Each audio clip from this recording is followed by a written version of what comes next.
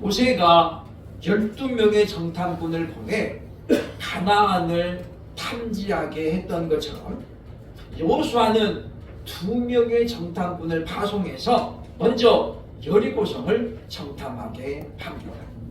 왜냐하면 여리고성은 난공불락의 요새로 불리워졌었고 가나안을 정복하기 위해서 첫 번째 관문에서 반드시 이겨야만 되는 전쟁이었기 때문입니다. 따라서 우리는 여호수아의 신중한 견을 우리에게 볼 수가 있다고 하는 거죠. 지도자는 항상 즉흥적으로나 감정적으로 대할 것이 아니라 이와 같이 신중해야 되는 우리에게 보여주고 있다고 하는 것입니다. 그러나 당시 여리고 사람들은 이스라엘 백성들을 예의주시하고 있었고 마치 감시하고 있는 것 같았습니다. 왜냐하면 이 2명의 정탐꾼이 여리고에 들어가자마자 금방 그것이 들통났어요.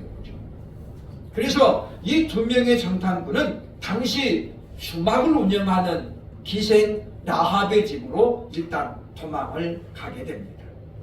여호수아 2장 2절로 3절을 보면 이렇게 말합니다. 어떤 사람이 여리고 왕에게 말하여 이르되 보소서 이 밤에 이스라엘 자손 중에 몇 사람이 이 땅을 정탐하러 이리로 들어왔나이다. 여리고 왕이 라합에게 사람을 보내어 이르되 네게로 와서 내 집에 들어간 그 사람을 끌어내라. 그들은 이 온 땅을 정탐하러 왔느니라. 참 놀라운 일이죠, 그죠? 이 여리고성이 손바닥만한 성이 아닙니다. 그런데 여기 보면 이 정탐꾼이 왔다는 것도 분명하게 보고가 되고 라합의 집으로 들어간 것까지 정확하게 보고가 되고 있다는 거예요. 우리가 이런 면을 보면 우리는 세상 사람들에게도 우리가 배울 만한 것이 분명히 있다라고 하는 거죠. 우리가 이단에 있는 사람들에게 배울 것이 있는 건 뭐냐면 그들이 어떤 그 열정, 끊임없이 다가가고 끊임없이 문을 두드리는, 우리는 그냥 한두 번 해보고 안 되면 포기하는데 그 사람들은 그런 걸 몰라요. 계속 전화하고 그래가지고 끌어갈 때까지 하잖아요. 10번 찍어 안 넘어가는 나무 없다는 그 속담을 그들은 실행에 옮기는. 그래서 이단들이 계속해서 확장되는 이유는 뭐냐면 그런 열정이 있기 때문이에요. 우리들도 그런 열정을 반드시 배워야 되겠다라고 하는 것입니다. 그래서 지금 이제 라합도 위기를 맞이하게 되죠. 분명히 왕을 명령을 드려서 지금 네 집에 들어온 사람들을 내보내라. 그들은 정탐꾼이다라고 그들의 신분까지도 얘기를 해줬는데 어쩐 일인지 라합은 그들을 내놓지 않습니다. 그리고 이미 옥상에 끌고 가서 숨겨놓자고죠. 그리고 상대로 쌓아가지고 완전히 위장을 시킵니다. 그는 왜 이와 같이 목숨을 걸고 정탐꾼들을 숨겨줬을까요? 어떤 인연이 있는 것도 아닙니다. 생면부지의 사람들입니다. 라합은 오늘 본문에서 말씀하고 있는 것처럼 자신이 죽을 수도 있는 그런 위기의 순간에 2 정탐꾼들을 숨겼다라는 거죠. 그리고 이미 그들이 우리 집을 나갔다라는 거짓으로 그들을 따돌리게 되는 것을 우리에게 보여주고 있다고 하는 것입니다. 도대체는 왜 이런 무모하게까지 한 행동을 했을까요? 성경에는 예수님의 칭찬을 받은 그런 믿음의 사람들이 몇 명 소개가 되고 있는데 오늘 본문에 나오는 라합 역시 칭찬받아 마땅한 믿음의 사람으로 성경이 소개하고 있습니다. 왜냐하면 라합은 이날의 이와 같은 믿음으로 말미암은 행동으로 말미암아 그 자신이 구원을 받았고 그 은혜를 입어서 예수님의 족보에 올라가는 참으로 큰 은총을 입은 그런 여인으로 성경이 소개하고 있기 때문입니다. 라합의 이런 믿음은 과연 어떤 믿음일까요? 첫째로 오늘 본문 8절로 10절의 말씀을 보면 그의 믿음은 분별력이 있는 믿음이었다라고 하는 것입니다. 오늘 본문의 구절이 이렇게 이야기합니다. 말하되 여호와께서 이 땅을 너희에게 주신 줄을 내가 아노라. 우리가 너희를 심히 두려워하고 이 땅 주민들이 다 너희 앞에서 간담이 동나니라고 말하죠. 여러분, 이 기생 라합의 집은 많은 사람들이 수시로 들어가는 곳입니다. 밥도 먹고 가고 술도 마시고 가고 그 중에 또 잠도 자고 가는 그런 복합적인 장소입니다. 소문이라고 하는 것은 정확한 것도 있지만은 보통 어떻습니까? 과장되게 되어 있고 또 부풀려지게 되어 있습니다. 이 라합은 사람들이 들어오면서 하는 말들을 들었습니다. 애굽에서 이스라엘 백성들이 나왔다는데 어마어마한 이적을 통해서 나왔대 라는 것부터 해가지고 많은 정보들이, 그 중에는 진짜도 있지만은 가짜 정보도 얼마나 많겠습니까?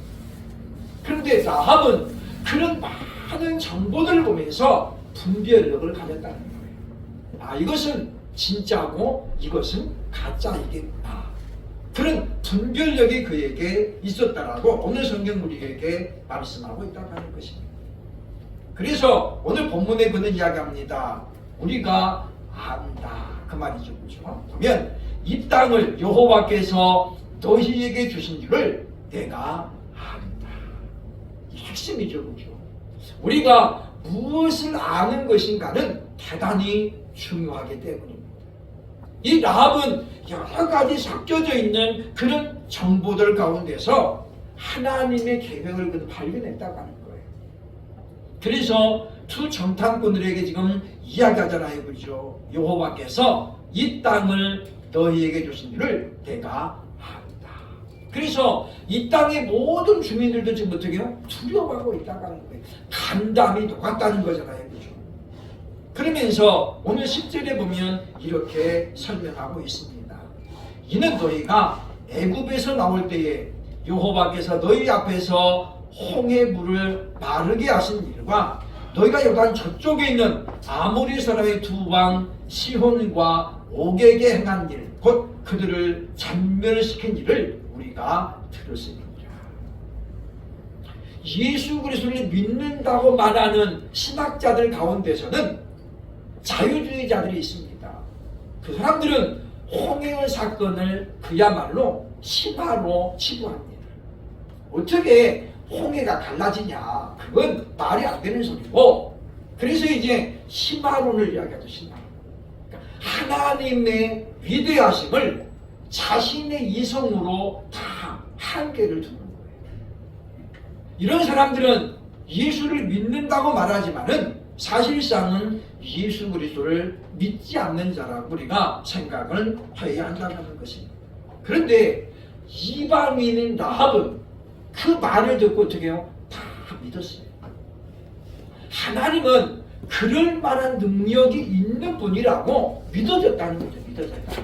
그러니까 믿었다라기보다는 믿어졌다라는 표현이 더욱더 정확한 것은 뭐냐면, 지난 우리가 봤던 것처럼 믿음은 우리의 의지의 산물이 아니고 하나님의 선물이기 때문입니다. 그러니까 이 기생 라합은 도대체가 전무후무한 그런 걸 본 적도 없었고 그런 말을 들은 적도 없었던 거잖아요. 홍해가 갈라졌대? 역사적으로 그런 게 있었으면 그럴 수도 있지라고 하지만은 그런 일들이 한 번도 없었잖아요. 그럼에도 불구하고 라합은 이와 같이 분별력을 가진 믿음으로 하나님이 하신 일을 믿었다라고 오늘 성경이 말하고 있습니다. 그러면서 바로 보면 아모리 사람의 두 왕, 즉 보면 이 시혼과 바산 왕 옥에게 하신 일을 라합이 본 것도 아니고 현장에 있었던 것도 아니었지만은 하나님이 하신 일을 그대로 믿었던 것을 우리에게 보여주고 있다고 하는 것입니다.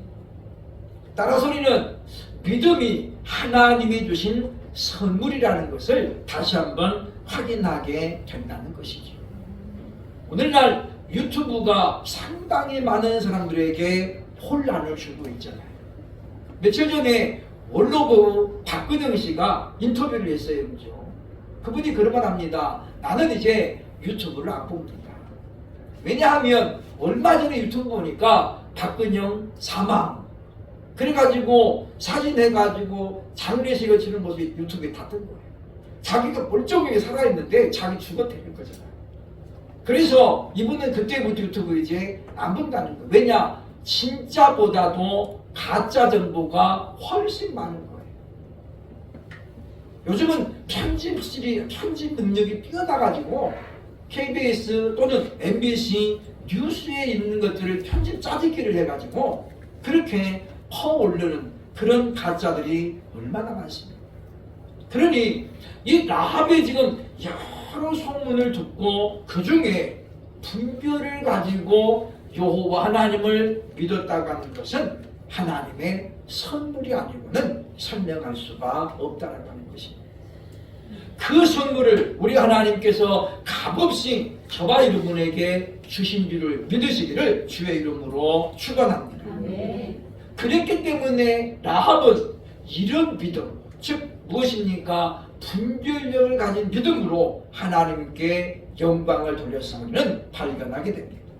두 번째로 이 라합의 이런 믿음은 어떤 믿음입니까? 본문 11절 보면 하나님을 올바로 안 믿음이었다라고 하는 것이죠. 요한복음 17장 3절에 보면 이렇게 말합니다. 영생은 곧 하나님 아버지와 그의 보내신 아들 예수 그리스도를 아는 것이니라. 영생은 아는 거야.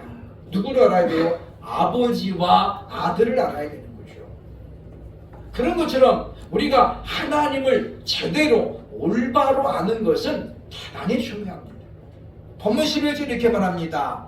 우리가 듣자 곧 마음이 똑같고 너희로 말미암아 사람이 정신을 잃었나니 너희 하나님 여호와는 위로는 하늘에서도 아래로는 땅에서도 하나님이시니라 라고 라합이 고백을 합니다. 지금 본문에서는 여호와 하나님은 하늘과 땅에서도 하나님이시다 라는 말이죠. 그러나 이 말은 원문으로 보면 그런 뜻이 아닙니다. 이 말은 하나님은 너희 하나님은 하늘과 땅을 통치하시는 분이다 그런 뜻이에요. 그래서 개역 한글에서는 상천하지의 하나님이시다 이렇게 번역했는데 개역 개정에서는 이걸 바꿨어요. 그렇죠? 그러나 우리가 원래 의미로 보면 하나님은 하늘과 땅을 통치하시고 다스리시는 분이라. 그러니까 그 하나님이 하늘과 땅을 통치하시는 그 하나님이 바로 이 땅을 너희에게 주셨으니 우리는 어떻게 근본을 가는 우리가 전부 지금 정신이 잃을 정도가 됐다라고 얘기하고 있는 것은 기억을 해야 된다고 하는 것입니다. 그렇다면 이 같은 하나님에 대한 지식은 과연 어떻게 생겨났을까요? 히브리서 11장 31절 믿음의 장에 보면 기생 라합의 믿음을 성경은 이렇게 소개합니다. 믿음으로 기생 라합은 정탐꾼을 평안히 영접하였으므로 순종하지 아니한 자와 함께 멸망하지 아니하였도다. 히브리서 기자는 여기 뭘 보는 거예요? 라합의 믿음은 순종을 동반한 믿음이었다는 거예요. 그러니까 그의 고백처럼 여호와께서 하늘과 땅을 다스리는 그분이 이 땅을 주셨음을 알았다는 거잖아요. 그리고 어땠다는 그는 전적으로 거기에 순종했다는 것입니다. 우리가 하나님의 뜻을 올바로 알려고 애를 써야 되는데 하나님의 뜻을 내가 알고도 순종하지 않는 건 뭐냐면 하나님을 대적하는 것과 똑같은 거예요.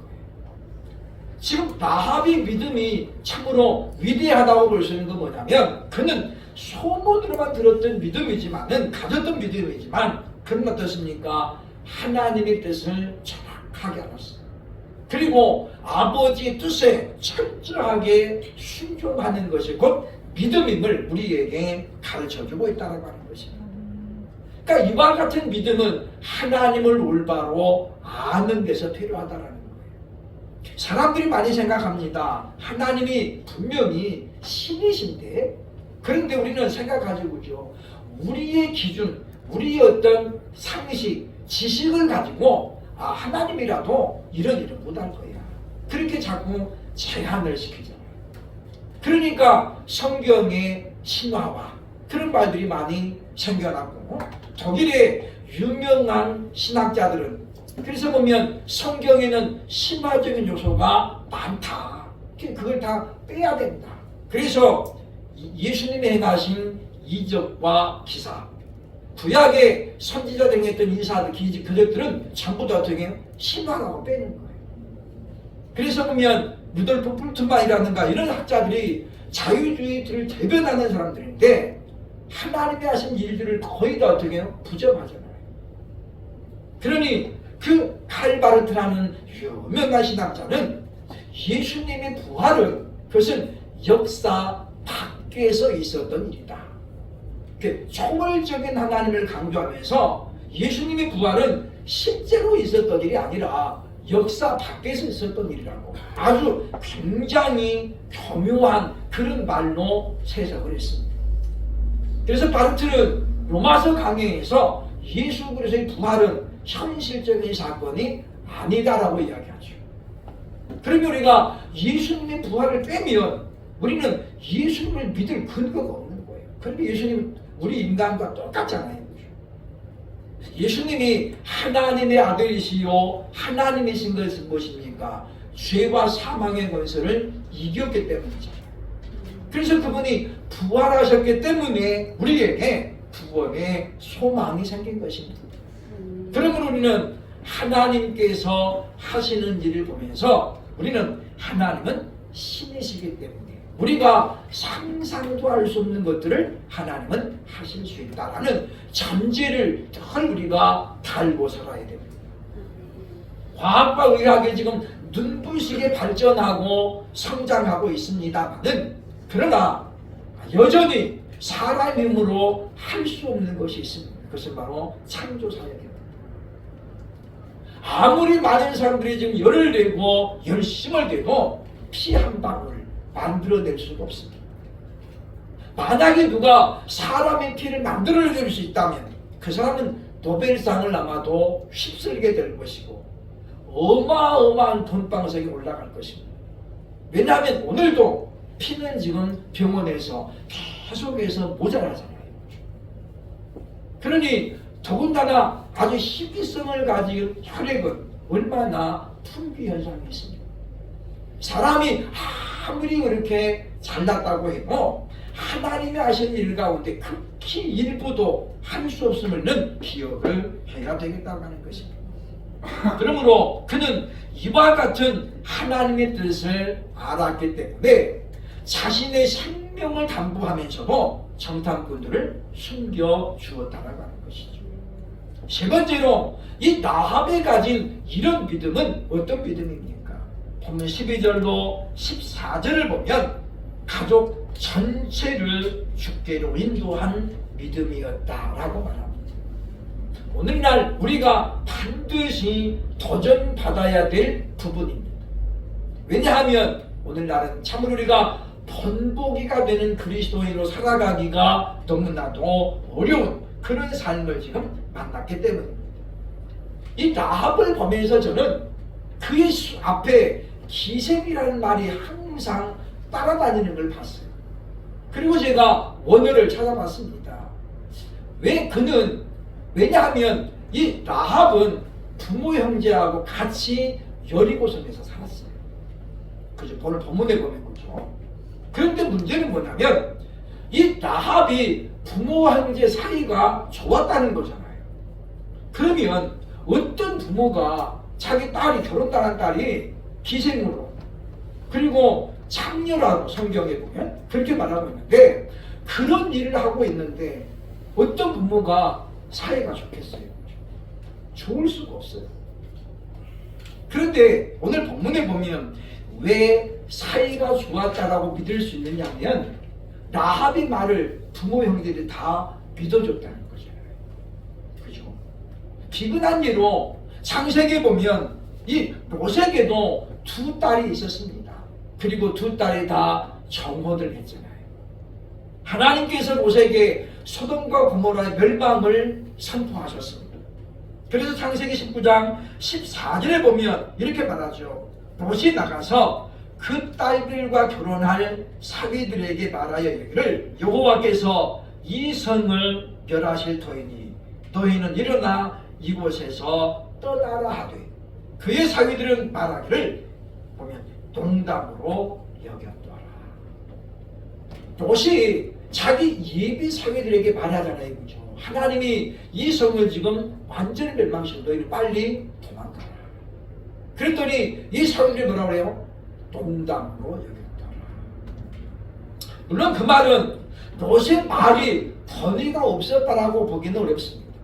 그게 무슨 이야기냐면 이 두 명의 예비 사이가 하나님에 대한 지식이 전혀 없었다는 거예요. 반대로 말하면 이 라합의 부모들은 역시 뭡니까? 여호와 하나님에 대한 소문을 듣고 같은 믿음을 갖고 있었다라고 볼 수 있다는 거예요. 그럼에도 불구하고 것입니까? 라합이 다 우리 집으로 모여야 됩니다. 그래야 삽니다라는 그런 말에 가족들 전부가 믿어줬다라는 거죠. 이건 무슨 이야기냐면 라합이 그동안 인격적으로 부모 형제들에게 어떻게 해요? 인정받는 삶을 살았다는 것입니다. 오늘날 우리가 장로, 권사님 이런 목사들까지도 직분을 가지고 살면서 정작 가장 가까운 사람들로부터 인정을 못 받는 그런 사람들이 많이 있습니다. 오늘 13절 보면 라합이 이런 조건을 제시하고 있습니다. 젊은 이 13절에 보면 그리고 나의 부모와 나의 남녀 형제와 그들에게 속한 모든 사람을 살려주어 우리 목숨을 죽음에서 건져내라. 라합의 조건. 그리고 결과에 대해서 여호수아 6장 23절 이렇게 말하고 있습니다. 정탐한 젊은이들이 올라가서 라합과 그의 부모와 그의 형제와 그에게 속한 모든 것을 이끌어내고 또 그의 친족도 다 이끌어내어 그들을 이스라엘의 진영 밖에 두었다라고 말하죠. 엊그저께 큰 뉴스가 하나 났어요. 그죠? 모 교회에 참 열심히 있는 안수 집사가 있었는데 보니 새벽 예배도 열심히 참석하고 그리고 성도들에게 사기를 쳤어요. 무려 53명에게 530억을 투자를 받았어. 이분이 성경에 대한 희박한 지식도 있고, 그러니까 믿음으로 해라 이렇게 해가지고 막 독려해가지고 사람들에게 10억씩을 투자받은 거예요. 그리고 어떻게 이걸로 자기는 초호화 생활을 하면서 처음에는 이자를 줬지만 돌려받기가 안 되잖아요. 그죠? 결국은 이제 꼬리가 잡혔는데 이 사람이 재판장에서 이렇게 말했습니다. 내가 10비명 가운데 하나인 내 이웃에게 거짓 증가하지 말라. 이 말을 못 지키게 한 것이 너무나도 억울하다. 그 말 듣고 처음에는 뭔 소린가 싶었어요. 그게 무슨 이야기예요? 자기 그 성도들이 믿음이 없어가지고 지금 자기를 거짓 증거했다는 거죠. 죄질이 굉장히 나쁩니다. 근데 우리는 보면 믿어서 안 될 거는 금방 믿는데 믿어야 될 거는 못 믿는 거예요. 그러니까 여러분 우리가 보면 상식 밖에 이자를 막 많이 주겠다. 우리 여기에 현혹되면 절대 안 돼요. 그것도 뭐예요? 욕심으로 말미암은 사기예요. 사기. 그러니까 요즘은 당한 사람도 책임이 있는 거예요. 무조건 안 됐다가 아니에요. 왜냐? 그 욕심이거든요. 은행 이자가 예를 들어서 5%인데 내가 20% 줄게. 이건 뭐예요? 사기예요, 사기. 근데 우리는 그거에 넘어간단 말이죠. 왜냐? 많이 준다 그러니까. 우리는 그런 걸 보면서 참으로 분별력을 가져야 되겠다라고 하는 것입니다. 사실 우리가 예수를 믿으면서 그리고 오늘 우리가 예광교회가 지금 출석 30명을 놓고 기도하면서 가장 우리가 먼저 신경 써야 되는 건 뭐냐면 먼저는 가족 구원입니다. 이미 기도하고 있는 줄로 압니다만은 우리가 더 힘써서 우리가 기도해야 될 제목이 뭐냐면 우리 성도들 가정이 믿음으로 하나 되기 위해서 기도해야 됩니다. 중보기도의 위력은 이미 성경이 우리에게 알려주고 있잖아요. 그러니까 예수님도 말씀하시잖아요. 한 사람의 기도보다는 여러 사람의 기도가 더 힘이 있다고 하는 거예요. 그래서 우리가 아는 것처럼 다니엘도 문제를 만났을 때 어땠습니까? 3명의 친구에게 기도를 요청하잖아요. 나를 위해 기도해라. 그러니까 예수님께서도 겟세마네에서 올랐을 때 어때요? 제자들에게 말하잖아요. 너희는 깨어있어. 나를 위해 기도해라. 그러니까 그의 가르침을 받은 교회는 베드로가 옥에 갇혔을 때 어떻게 해요? 온 교회가 기도하였더라. 그렇게 말하잖아요. 그러니까 이 베드로가 옥에 갇혔을 때에 손과 발에 전부 지금 작골을 차고 있잖아요. 그런데 교회가 밤새 기도하니까 어떻게 하나님이 역사하시는 거예요. 그렇기 때문에 이제는 우리가 외적인 우리가 전도도 물론 해야 되지만 내적인 것이 훨씬 더 중요합니다. 그래서 우리가 참으로 우리 가족들, 우리 성도들이 믿음으로 하나 되는 그런 가족을 위해서 늘 기도에 힘쓰는 우리들이 되어야 할 것입니다. 사도행전 16장 31절에 바울이 그 옥중에서 선포한 말이잖아요. 주 예수를 믿으라. 그리하면 너와 네 집이 구원을 얻으리라. 이 하나님의 뜻입니다. 하나님은 나 하나를 통해서 우리 온 집이 구원을 얻게 하는 것이 하나님의 뜻이라는 거예요. 그러니까 나만 구원받고 많은 게 아니라는 거죠. 로마서 5장을 왜 얘기합니까? 한 사람의 불순종으로 모든 사람의 죄인이 되었고 한 사람의 순종함으로 많은 사람이 의로운 자가 되었다고 말하는 거죠.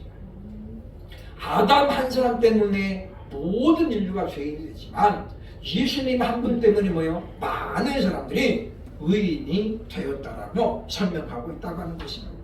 그러면 우리는 나 하나로 말미암아 하나님이 나를 먼저 불렀으므로 우리 가족에 대한 책임이 나에게 있다고 생각하고 우리가 늘 기도하면서 어쨌든 우리가 하나님 나라에 같이 가기를 소원하는 분들이 되어야 할 것입니다. 그러려면 우리가 인정을 받아야 돼요. 이 사람이 교회에 나가더니 뭐가 달라졌네. 그런 게 있어야 된다는 거죠. 더 친절해야 되고 더 가정적이어야 되고 더 열심히 해야 돼요. 그래야 예수를 믿으면 이렇게 되는구나. 그래야 사람이 어떻게 해요? 감동이 되는 거예요.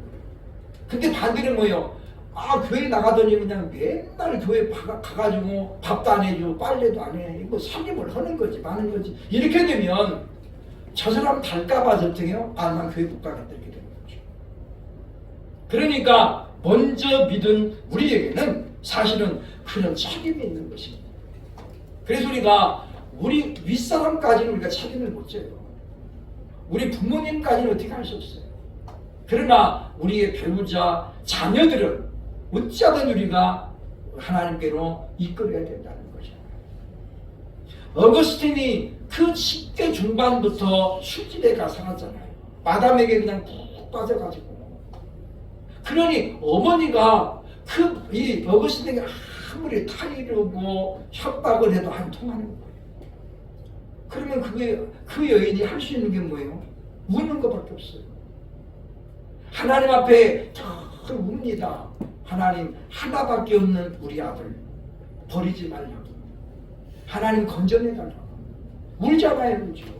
그러니까 어거스틴이 어느 날 그 엄마가 기도하는 거 듣기도 싫은 거예요. 맨날 울고 맨날 똑같은 기도하잖아요. 그러니까 자꾸 어떻게 그것은 더 밖으로 돌아. 그런데 그 어머니의 눈물의 기도가 어느 날 어거스틴의 마음을 팍 찌르는 거잖아요. 그래서 교회사에서 누구도 뛰어넘을 수 없는 그런 위대한 신학자가 되었다고 하는 것입니다. 그러므로 우리는 늘 우리가 기도하면서 우리 1년에도 안 되고 2년에도 안 되면 우리는 평생 해야 됩니다. 우리 아는 것처럼 어떤 분은 35년 동안 누님을 위해서 기도했대잖아요. 너무나도 유명한 용하고 잘 나가는 무당 누나. 정말 그 누님도 자기를 잘해. 근데 목사라는 것만 빼면 너무 좋은데, 그래서 누님 집에 가끔씩 가면, 신방을 가면 그막 차려져 있잖아요. 그죠? 맨날 기분 나쁜 거예요. 그래도 가는 거예요. 가가지고 교회 이야기 끊으려면 누나가 벌써 알고 못하겠니 얼마나 좀 하겠어요. 그죠? 꺼내려고 하면 벌써 너 이제 집에 가라. 교회 이야기 꺼내려고 하면 다 차단시키고 가라고. 그걸 어떻게 해요? 35년을 기도했다는 거죠. 이분이 이제 목회 은퇴할 무렵에 그때서야 누님이 다 엎어보고 그죠? 교회 나왔다는 거죠. 여러분, 포기는 우리 사전에 결코 없어야 됩니다. 하다가 안 되면 어쩔 수 없습니다. 그러나 우리가 최선을 다해서 하나님 저 할 만큼 했습니다. 우리 이 정도는 돼야 되잖아요. 그죠? 고집이 세서 자기 주장이나 이건 전부 핑계입니다. 우리는 어쨌든 간에 그거를 알지만 알면서 우리가 계속해서 기도했어요. 오늘 라합이 그런 환경 속에서도 인정을 받았다면 우리는 어떻습니까? 우리는 그래도 적어도 라합 같은 그런 당시로서는 선대받는, 물론 지금도 좋은 직장은 아니잖아요. 숨길 수밖에 없는 거예요.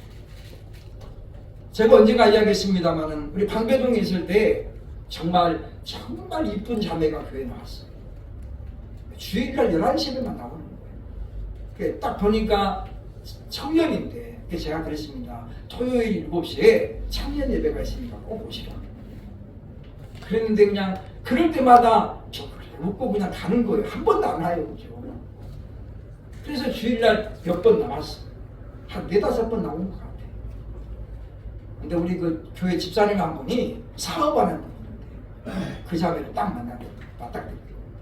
서로 다 눈이 동그래져가지고 알고 보니까 술집 여전모가 우리 그 집사님이 가끔씩 손님 데리고 그곳에 갔던 거고, 그래서 이게 딱 맞으신 거예요. 서로 놀래가지고. 그리고 그 다음 주부터 교회 안 나왔어요. 그게 만약에 자랑스러운 직업이고 떳떳한 직업이면 왜 숨기겠어요? 못 숨기는 거죠. 그런데 자기가 봐도 어떻게 해요? 안 떳떳한 거예요. 무슨 팔고 그래가지고 돈 버는 거죠. 그런 일을 하면서도 라합은 가족 전체를 하나님께 인도했습니다. 우리는 이 라합을 보면서 그의 믿음이 이와 같이 온 가족에게 인정받는 인격적인 믿음이었다는 우리 생각을 하고, 나 하나로 인해서 참으로 이런 믿음으로 말미암아 열매가 맺어진 것처럼 우리도 라합처럼 인격을 동반한 변화된 믿음을 가지고 우리 가족 친지들을 주께로 인도할 수 있는 그런 믿음의 소유자를 될 수 있기를 주의 이름으로 축복합니다. 기도하겠습니다.